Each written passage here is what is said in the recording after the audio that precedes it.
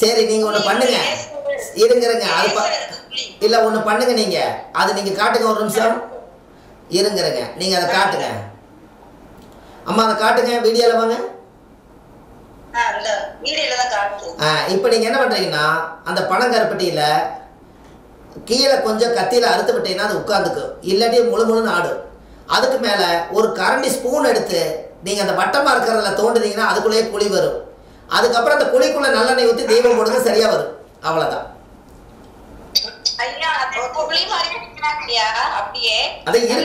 அது இருக்குது. இவங்க காட்டுறதுக்கு நான் சொல்கிறேன். அது இருக்குது. இருந்தாலும் இவங்க காட்டுறதுக்காக நான் சொல்கிறேன்.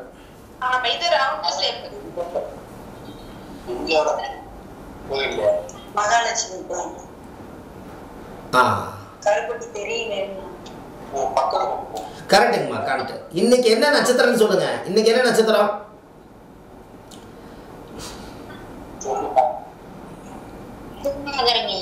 என்னங்க? இன்னைக்கு திருவாதிரை. நீங்க டெய்லியும் மொட்டை மாடியில்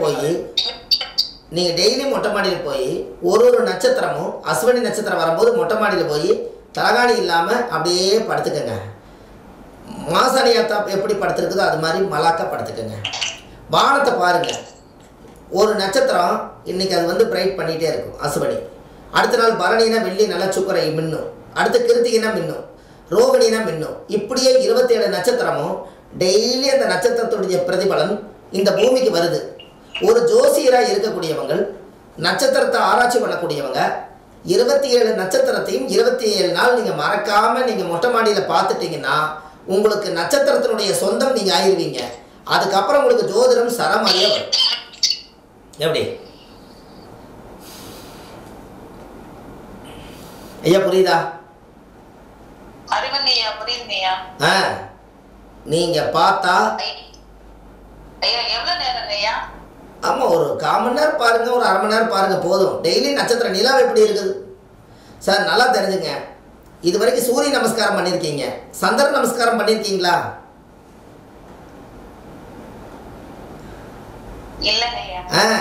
அப்ப சந்திரன் தானே மதி. ஐயா, சந்திரன் தானே மதி. என்னங்க, நீங்க பௌர்ணமி என்னைக்கு வர நிலா ஒரு நாள் வருத விடுங்க. தினமுமே நிலா மேல வருதா இல்லைங்களா? வருதல்ல. நீங்க இரவுல போய் நட்சத்திரத்தையும் பார்த்த மாதிரியாச்சு, சந்திர பகவானையும் பார்த்து நீங்க தரிசனம் பண்ணிட்டு வந்தா, சந்திரன் என்பது மதி. குழந்தைகளுக்கு இரவுல சந்திர தரிசனம் காமிச்சிங்கன்னா அந்த குழந்தை ரொம்ப அறிவாளியா ஃபர்ஸ்ட் கிளாஸ்ல பாஸ் பண்ணி வரும். டெய்லி சந்திர தரிசனம் பண்ணிட்டு படுக்க சொல்லுங்க. எப்படி?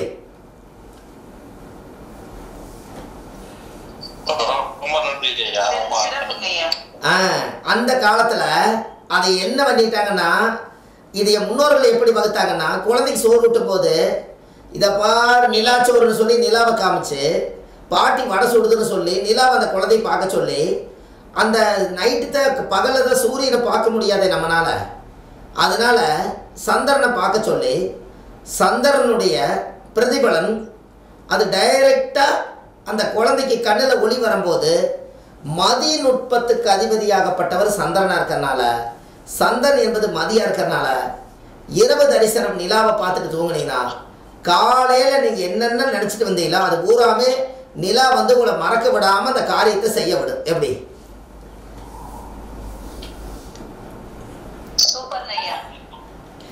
சார், இதெல்லாமே நம்ம செய்ய வேண்டியதானே. இது செய்யாதனால நம்மளுக்கு தெரியல, அவ்வளோதான். கரெக்டுங்களா?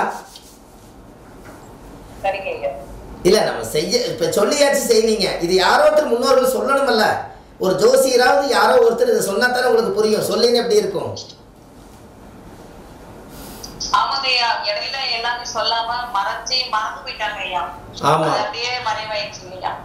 பெரியவங்க எல்லாருமே என்ன பண்ணுறாங்கன்னு தெரியாது, ஏது பண்ணுறாங்கன்னு தெரியாது. அந்த காலத்தில் எப்படி எப்படியோ வாழ்ந்து போட்டு அப்படியே விட்டுட்டாங்க. இப்போ பெரியவங்களே சொல்கிறக்கு 1000 கஷ்டம் அவங்க நெஞ்சில் சுமை இருக்குது. எப்படி அவங்களுக்கு இதெல்லாம் தெரியும்? அதனால் நம்ம தான் பார்த்து இது எல்லாம் கொஞ்சம் அனுசரிச்சுக்கணும். இது மாதிரி நீங்கள் இப்படி வாரம் இப்போ மணி இப்போ 10 கால் ஆகி போச்சு. பாருங்கள் இப்போ தான் கொஞ்சம் பேசிகிட்டு இருந்த மாதிரி ஆச்சு, டக்குன்னு நேரம் போனதே தெரியல. மணி 10:15, 8 மணிக்கு ஆரம்பித்து 2.25 மணி நேரம் ஓடிப்போச்சு. அப்போது இதை சொல்ல சொல்ல இது ஒவ்வொரு விஷயங்களும் கேட்க கேட்க உங்களுக்கெல்லாம் எப்படி இருக்குது?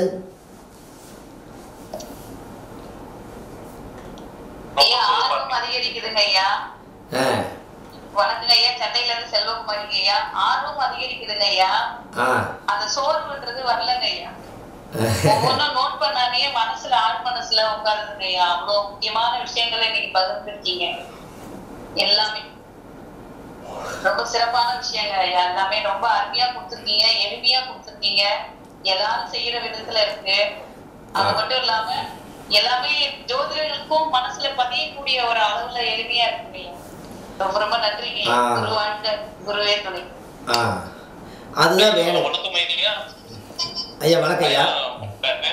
பெங்களூர் டாக்டர் சுரேஷ் கே அன்பை பேசுறேன் ஐயா. ஐயா வணக்கம் ஐயா, பேசுங்க ஐயா.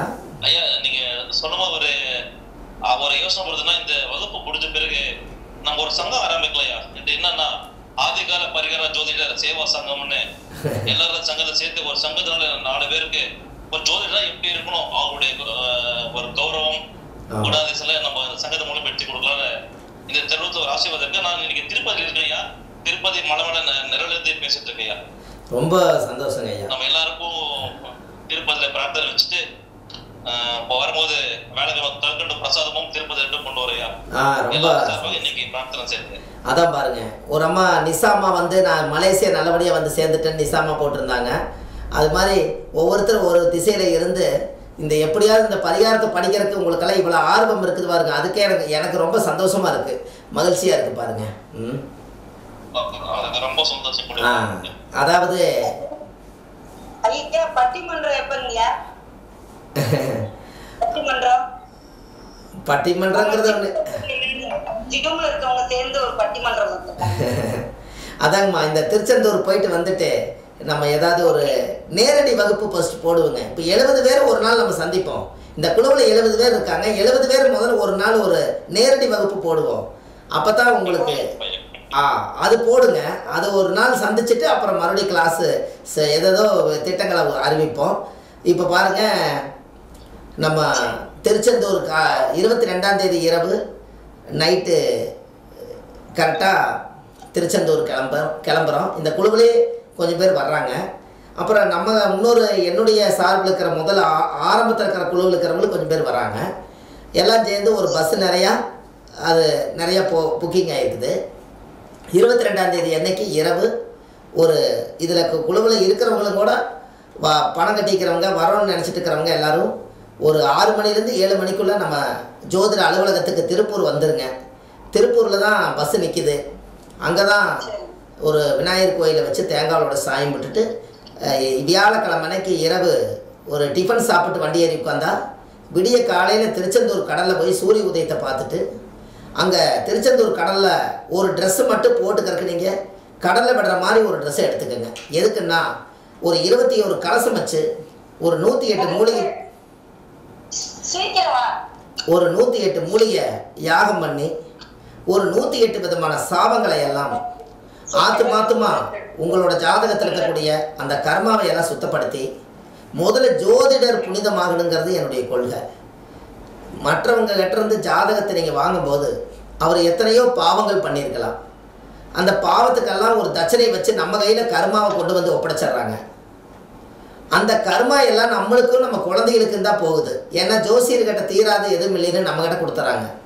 நம்ம இந்த கர்மாவை எங்கே போய் தீர்க்கிறது? அதனால் ஜோதிடர்களை முதல்ல புனிதப்படுத்தினா தான் நம்ம ஜாதகம் முதல் வேலை செய்யும். அதனால் இது ஒரு ஜோதிட சேவையாக நான் எடுத்து இதை மக்களுக்கு நான் கொஞ்சம் செய்யலான்னு தான் இந்த மாசி மகத்தன்னைக்கு இந்த பௌர்ணமி வருது. இது எவ்வளோ பெரிய விசேஷம்னு பார்த்தீங்களா? மாசி மாதம் மக நட்சத்திரத்தில் இந்த பௌர்ணமி கரெக்டாக 23ஆம் தேதி வெள்ளிக்கிழமை இரவு ஃபுல்லாக இருக்குது. அப்போ மாசி மகம் வந்து கும்பமேளாவில் சித்தர்களும் முனிவர்களும் ரிஷிமார்களும் அகோரிகள் எல்லாம் வந்து ஒரு சிறப்பாக வாழக்கூடிய டைம். அப்போது அந்த மாதிரி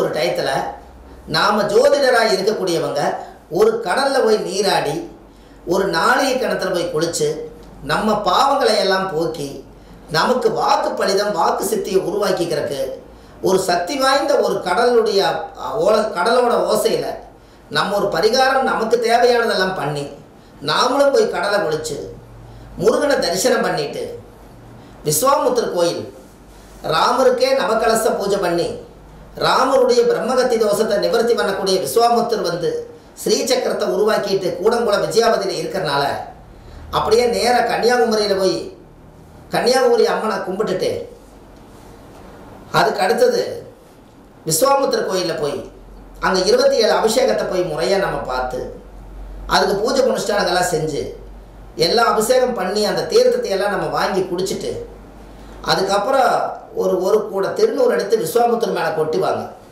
கொட்டி ஒரு தீபாரதனை காமிப்பாங்க. அந்த தீபாரதனையை வாங்கி காமிச்சிட்டு அந்த திருநூறு அள்ளிட்டு வந்து நம்ம உடம்புல பூசினாலும் நம்ம ஜாதகத்துக்கு பூசி விட்டாலும் நம்ம தோசை நம்மளை விட்டு போயிடும். இழந்ததெல்லாம் மீண்டும் பெறக்கூடியவர் விஸ்வாமுத்தர். அப்பேற்பட்ட அந்த கோவிலுக்கு போய் அந்த பூஜையெல்லாம் பண்ணிவிட்டு அந்த கர்மாவை நம்ம சுத்தப்படுத்தியாச்சுன்னா நம்மளுக்கு ரொம்ப பிரமாதமாக இருக்கும். அதுக்கு அடுத்தது விஸ்வாமுத்திர கோயிலில் அன்னதானம் நடக்கும். எப்போவுமே பௌர்ணமி அன்னைக்கு சாப்பாடு நல்ல திருப்தியான சாப்பாடு. அந்த ஊரில் நெல் குத்தரிசி தான் அவ்வளோ அழகான டேஸ்டான சாப்பாடு. ஒரு 11 மணி 12 மணி கிடைக்கும். அதுக்கு முன்னாடி நம்ம ஏதாவது ஒரு ஸ்நாக்ஸ் மாதிரி ஏதாவது இடையில சாப்பிட்டுட்டு அந்த சாப்பாடு உணவை அருந்திட்டு அதுக்கப்புறம் அந்த விஸ்வாமுத்திர கோயிலில் முடிச்சுட்டு அப்படியே பஸ்ஸில் ஏறி உட்கார்ந்தால் மதுரை வந்து நம்ம திருப்பரங்குன்றம் வந்து காலையில் சூரிய உதயத்தில் சேர்ந்துருவோம்.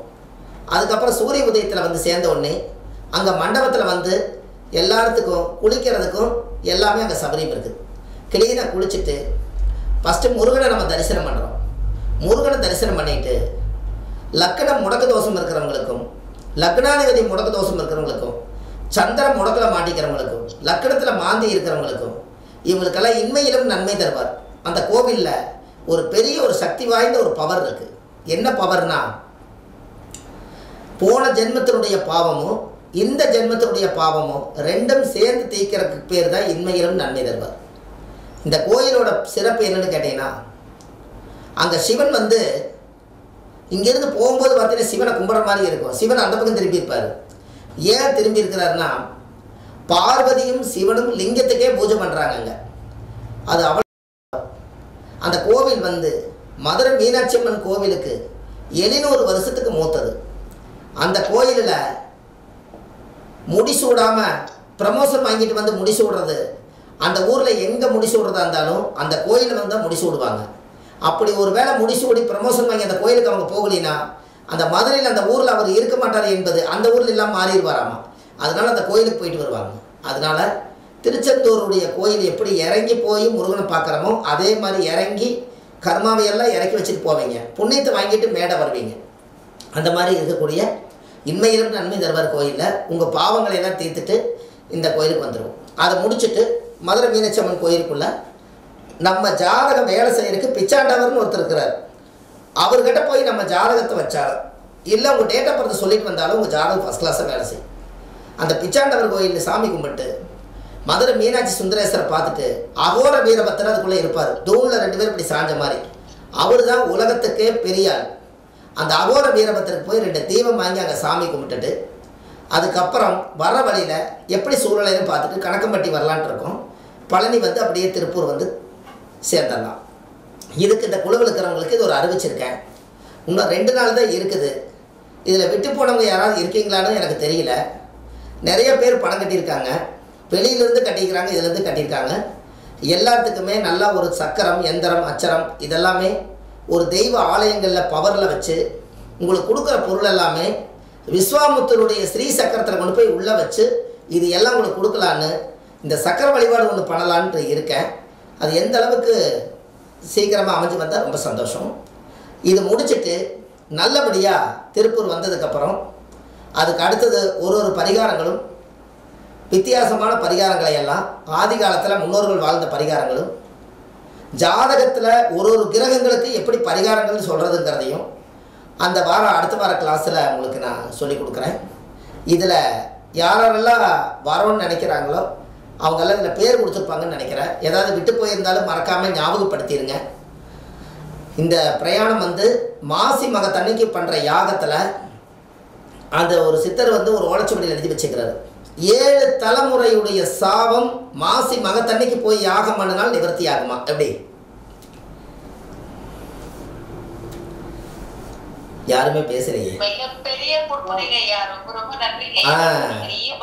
மாசி மகம், இந்த மகா கும்பமேளங்கிறது எப்படி உருவாச்சுன்னு கேட்டீங்கன்னா, நல்லா பாருங்க. மக நட்சத்திரத்தன்னைக்கு பௌர்ணமி வருதுன்னா சந்திரன் எங்க இருப்பாரு?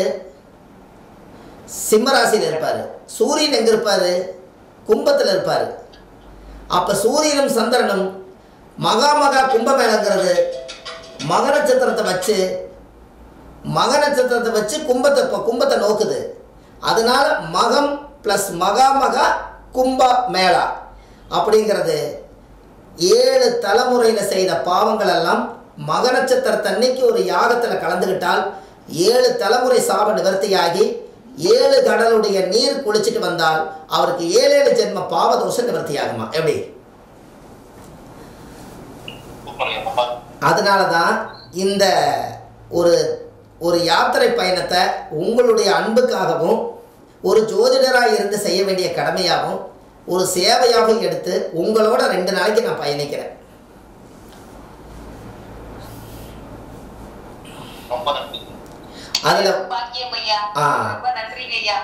அதில் ஜோதிட கருத்தரங்கங்கள், ஒரு ஆலமரத்தடியில் உட்கார்ந்து உங்கள் மனசில் இருக்கிறதெல்லாம் பேச வச்சு, ஜோதிடர்கள் எல்லாம் நல்லா இருக்கும்னு சொல்லி கூட்டு பிரார்த்தனை பண்ணி எல்லா கோயிலுக்கும் போய் புண்ணியத்தை தேடிட்டு வந்து உங்கள் ஜாதகங்களை எல்லாம் வச்சு பூஜை பண்ணி சாமி கும்பிட்டு ஆசீர்வாதம் பண்ணி உங்களுக்கு ஒரு புது பிறவி எடுக்கிற மாதிரி ஏற்பாடு செய்து வச்சுருக்கேன். எல்லாம் நல்லபடியாக நடக்கணும். அவ்வளோதான்.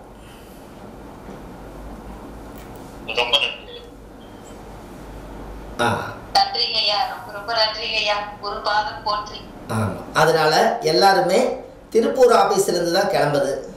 அது மற்றவங்க மட்டும் 1-2 பேர் மட்டும்தான் அங்கே அவங்க இந்த பூர்ணிமாலாம் இருக்காங்க. அன்னபூர்ணி அம்மா அவங்கெல்லாம் கொஞ்சம் அங்கே பக்கத்தில் இருக்கிறனால அவங்க அங்கே வந்துட்டாங்க. ஒரு 2 பேர் மட்டும்தான்.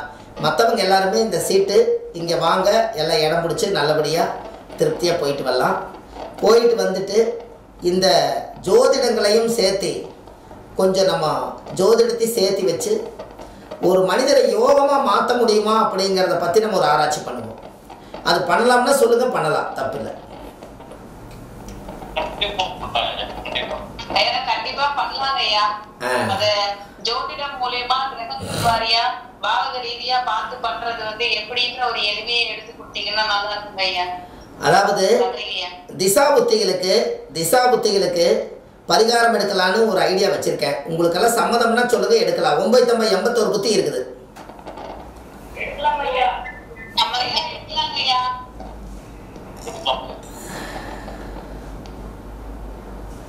981 புத்தி இருக்குது. 81 புத்திக்கு பரிகாரம் கிடைச்சிட்டா சாதம் பார்க்க வந்தவங்களுக்கு என்ன திசையில் என்ன புத்தி வருது, இது 2 கனெக்ட் பண்ணி நீங்கள் பாட்டுக்கு எழுதி கொடுத்துட்டு போயிட்டே இருக்கலாம். கரெக்டுங்களா? இதுக்கு ஒரு உதாரணம் சொல்லிட்டு உங்களுக்கு முடிக்கிறேன்.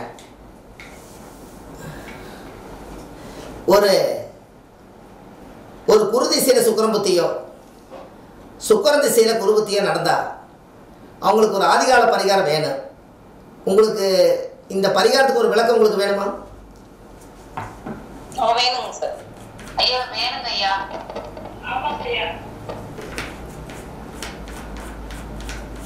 சப்போஸ் வர பொண்ணு கல்யாணம் ஆகலை, ஆனால் குரு திசையில் சுக்கிரன் புத்தி நடக்குது. நம்ம என்ன நினச்சிக்குவோம், அசுரகுரு தேவகுரு யுத்தம், அதனால இந்த திசா புத்தி வேலை செய்யாது அப்படின்னு நம்ம விட்டுருவோம். அதுக்கு ஒரு பரிகாரம் நான் உங்களுக்கு சொல்கிறேன். 63 நாயன்மார்கள் இருக்கிறாங்க இல்லைங்களா? அந்த 63 நாயன்மார்களுக்கும் 63 துண்டு வாங்கி அந்த நாயன்மார்களுக்கு அழகாக நீங்கள் போய் கட்டி விடுங்க. கட்டி விட்டுட்டு ஒரு 2 வெத்தலை, 2 பாக்கு, 2 வாழைப்பழம் 63 நாயன்மார்களுக்கு நெய்வேத்தியம் வைங்க. ஒரு டம்ளர் தண்ணியில் எல்லா சாமிக்கும் ஒரு நீராஞ்சனை கொடுத்துருங்க. எல்லா சாமிக்கும் ஒரு பத்தி பொருத்தி வச்சுருங்க. எல்லாத்துக்கும் சேர்ந்து ஒரு தீபாரதனை உங்கள் கையார காமிங்க. 63 நாயன்மார்களுக்கும் நீங்கள் செய்ய வேண்டியது ஒரு வஸ்திரம், 2 வாழைப்பழம், 2 வெத்தலை, 2 பாக்கு, ஒரு பத்தி சூடம்.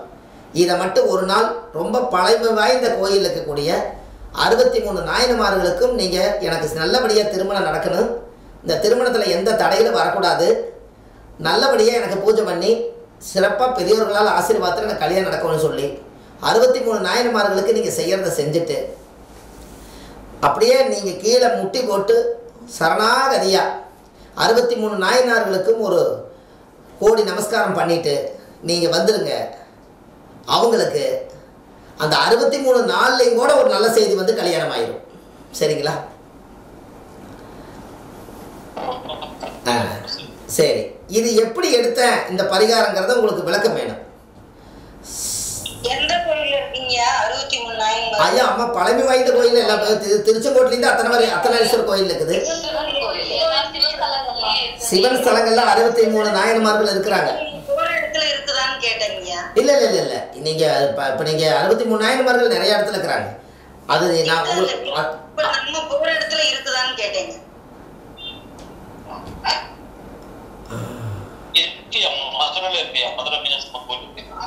ஏங்கம்மா மதுரை அதெல்லாம் இருக்குதுங்கம்மா, அது எல்லாம் கோயில் சிவன் ஸ்தலத்தில் நிறைய இருக்குது. அதாவது ஆமாம், அதாவது இந்த 63 நாயன்மாருக்கும் குருதிசில சுக்கரம் புத்திக்கும் என்ன சம்பந்தம்ங்கிறது உங்களுக்கு ஒரு கேள்வி பிறக்குது. ஆனால் என்னமோ சொல்ல தெரியல. அதானா?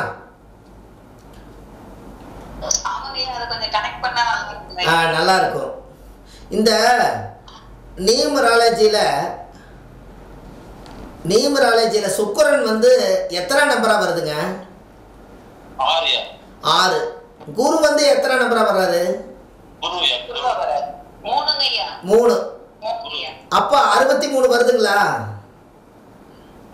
அப்ப குரு திசையில சுக்கிரன் புத்தி நடந்தா 63ங்கிறது வரனால 63 நாயன்மார்களுக்கு சாமிக்கு வச்சு தீபம் போடுங்க, கல்யாணம் ஆகுன்னு சொல்லுவார். எப்படி?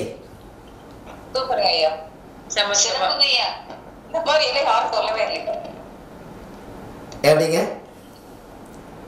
ஐயா? இப்ப நீங்க சொன்ன உடனே ஒரு விஷயம் தோணுதுங்க ஐயா. குரு சேர்க்கும் போது அந்த இடத்துல 2யும் 6 கூடி கூட்டினா செவ்வாய் இருக்குங்க ஐயா. 9.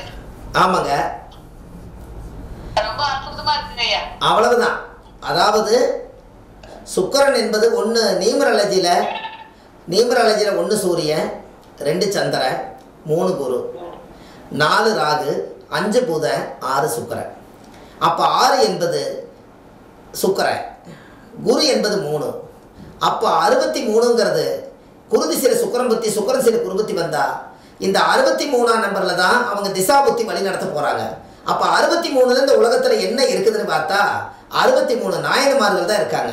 அப்போ இந்த 63 நாயன்மார்களுக்கும் ஒரு வஸ்திர தானமும் ஒரு நெய்வேத்திய தானம் கொடுத்து அவங்ககிட்ட ஆசீர்வாதம் வாங்கிட்டு வந்தா இவங்களுக்கு இந்த திசா புத்திக்கு அந்த 60 நாயன்மார்களுடைய ஆசீர்வாதத்தில் ஒரு நாயன்மார் ஆசீர்வாதம் பண்ணாலே அவங்களுக்கு 1 கோடி பாவ நிவர்த்தியாகி கல்யாணம். எப்படி? இப்படி எனக்கு அப்போ இதே மாதிரி 981 தசாபத்திக்கு உங்களுக்கு பரிகாரம் கொடுத்தா எப்படி இருக்குன்னு சொல்லுங்க.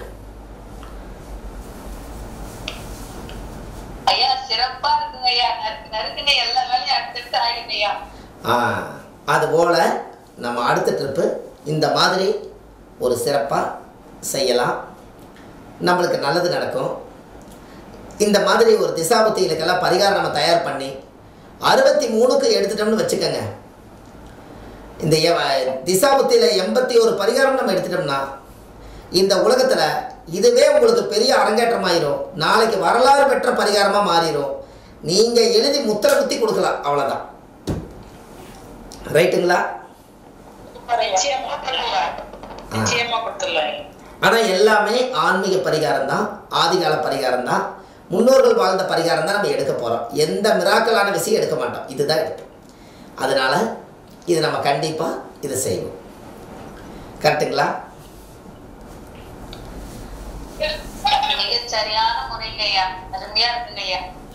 ரொம்ப சந்தோஷங்கம்மா. எல்லா அடுத்த வாரத்தில் பௌர்ணமி முடிச்சுட்டு அடுத்த வாரம் திங்கக்கிழமை அன்னைக்கு நம்ம எல்லாரும் சந்திப்போம். இதுபோல் பரிகாரங்கள், ஆதிகால பரிகாரம் நல்லபடியாக மக்களுக்கு இந்த குழுவில் பயணிக்கிறவங்களுக்கெல்லாம் எனக்கு ஒரு சந்தோஷம். திங்கக்கிழமை ஆச்சுன்னா ஒரு பெரிய ஒரு பூஸ்ட் மாதிரி எல்லா மக்களோட பேசுறதுக்கு எங்களுக்கு ஒரு எனர்ஜி எனக்கு கிடைக்குது. அது ஒரு சந்தோஷம். எங்களுக்கும் சந்தோஷமா இருக்குங்க சார். ஐயா எங்களுக்கும் மிகப்பெரிய சந்தோஷம், உற்சாகம். ஜோதிடம்னா என்னன்னு இன்னைக்கு ஒரு பெரிய ரகசியத்தை உடைச்சிருக்கீங்க. அதை பாக்குறவங்க எல்லாம் எப்படி இருக்கணும்னு ஒரு வழிமுறையை காட்டியிருக்கீங்க. அது பரிகாரம் பண்ணி துவக்கியும் வைக்கிறீங்க அடுத்த வாரம். ரொம்ப சிறப்பா இருக்கு. நன்றி. இதுல நம்ம கலந்துக்கிறதுல ஒரு 7 தலைமுறை புண்ணியம் எத்தனை பாவங்கள் பண்ணியிருந்தாலும் இதுல அடிபட்டு போகுதுன்னு சொன்னதுக்கு காரணம், இந்த பூஜையில் கலந்துக்கிறவங்களுக்கு இன்னும் 2 ரகசியம் இருக்குது. பரிகாரம் பண்ணி முடிச்சுட்டு அங்கே சொல்லிவிட்டு நான் கண்டிப்பாக உங்களுக்கு சொல்லுவேன். வர முடியாமல் இருக்கிறவங்களுக்கும் நம்ம வந்து பயப்பட வேண்டாம். உங்கள் எல்லாத்தோட பேரை எடுத்துகிட்டு போய் நான் அர்ச்சனை பண்ண போகிறேன். உங்கள் டேட் ஆஃப் பர்த் டைம் எல்லாமே வந்து குழுவில் மெசேஜ் பண்ணி விட்ருங்க.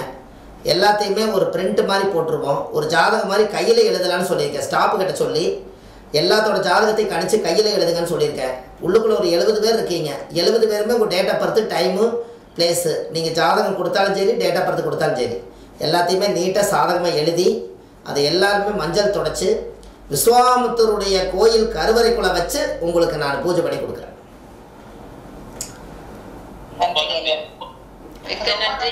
பெரும் பாக்கியம் ஐயா.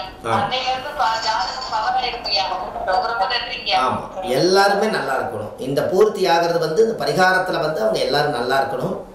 ஒரு பெரிய பெரிய மாற்றங்கள் கண்டிப்பாக வருங்கிற நம்பிக்கை அது இன்னும் அதிகமாக தான் இருக்குது. கண்டிப்பாக கலந்துக்கலாம். அடுத்தடுத்து நம்ம ஏதாவது ஒரு பிரயாணங்கள் போகிறதுக்கு முயற்சி பண்ணுறேன். அதனால் உங்களுக்கு எல்லாமே ஒரு சிறப்பாக இருக்குது. சரிங்களா? ஆமாங்க ஆமாங்க. அதான் நம்ம எப்படி அமைச்சாலும் அது பேசி பேசி அது அப்படியே போயிடும். இருந்தாலும் மக்களுக்கு இந்த மாதிரி ஒரு நல்ல விஷயங்களை கொடுக்கறதுல எனக்கு என்னென்னா, ஒரு ஜோதிட சேவையாக இருந்து நாம் முன்னோர்கள் வாழ்ந்ததெல்லாம் இன்றைக்கி மனப்பாடம் பண்ணி வச்சு நாமளும் வாழ்ந்துட்டு மற்றவங்களுக்கும் ஒரு வழி சொல்கிறது வந்து ஒரு ஜோதிடருடைய கடமையாக்கும். இது காசு பணம் கிடையாது, இது ஒரு கடமை. நாம் எல்லாத்துக்கும் சொன்னால் அது 1000 பேருக்கு போய் சேர்ந்துடும். உங்கள் கிட்ட சொன்னால் அது 1000 பேருக்கு போகும். எப்போ போகும்? எல்லாம் பூர்த்தியான கண்டிப்பாக போகும். நீங்கள் 4 பேருக்கு சொல்லுவீங்க. ஜாதகம் பார்க்க வரவங்களுக்கு இப்படியெல்லாம் நீங்கள் பேசுனீங்கன்னா, அவர் முத்து முத்தா இப்படி அழகழகாக பேசுகிறாரு, இந்த அளவுக்கு தெளிவாக பேசுகிறாருன்னா இவங்ககிட்டே ஒரு சக்தி இருக்குது, நாம் இவங்ககிட்ட ஜாதகம் கொடுத்து பார்க்கணும், இன்னும் 4 பேர்த்து கூட்டிகிட்டு வரோன்னு சொல்லி ஜோதிடருக்கு பேரும் புகழும் கிடைக்கும். ஐயா ஒன்று சொல்கிற, தப்பாக எடுத்துக்காதீங்க. நாம் ஒரு சாதாரண மனிதர் தான். ஒரு 10 மாதம் ஒரு தாய் எல்லாத்தையும் ஒரே மாதிரி தான் பெற்றிருக்கு. யாரையும் 11 மாதம் பெக்கலை. அப்படி இருக்கக்கூடிய காலகட்டங்களில் நெகத்தில் அழுக்குப்படாமல் இந்த பேனா பிடிச்சி கணிச்சு இந்த ஆன்மீகத்தை படித்து அவங்களுக்கு நீங்கள் ஜாதகம் பார்த்து சொல்லி நீங்கள் ஒரு பரிகாரம் சொல்லி அவர் நிறைவானதுக்கப்புறம் நம்மளை வந்து கடவுளாக பார்த்து அவர் காலை தொட்டு கும்பிட்டு போகிறார். உண்மையாலுமே இந்த மாதிரி ஒரு பாக்கியம் வேற யாருக்கு எந்த தொழிலில் கிடைச்சிருக்குன்னு நீங்கள் சொல்லுங்கள் பார்ப்போம்.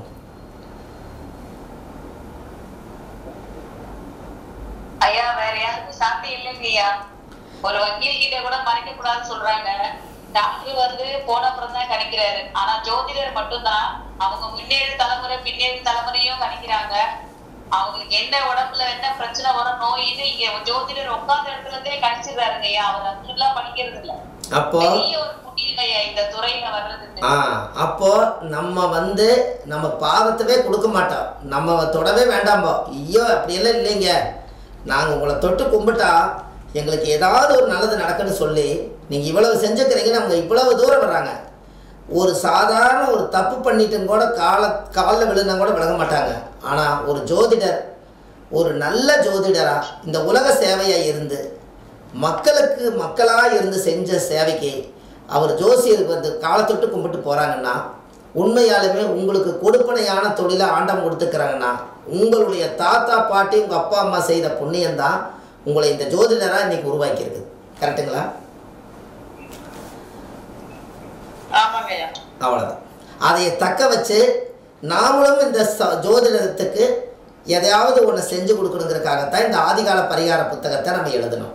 அப்போ நம்மளுக்கு அப்புறம் இது வாழுங்கிறது தான் இதை உருவாக்கிக்கிறோம். அதுபோல் நம்ம குழுவில் இருக்கிறவங்க எல்லாருமே ஒரு திறமையில் ஒரு ஒரு ஒரு சக்தி படைச்சிட்டு தான் நீங்கள் இந்த பூமியில் சிறப்பாக இருக்கணும். அதுக்கு என்னுடைய ஒத்துழைப்பு உங்களுக்கு எப்போதுமே கூட இருக்கும். நீங்கள் பயப்படாமல் செய்யுங்க. முடிஞ்ச அளவுக்கு நம்ம எல்லோரும் நல்லா சிறப்பாக வளர்ந்து வருவோம்.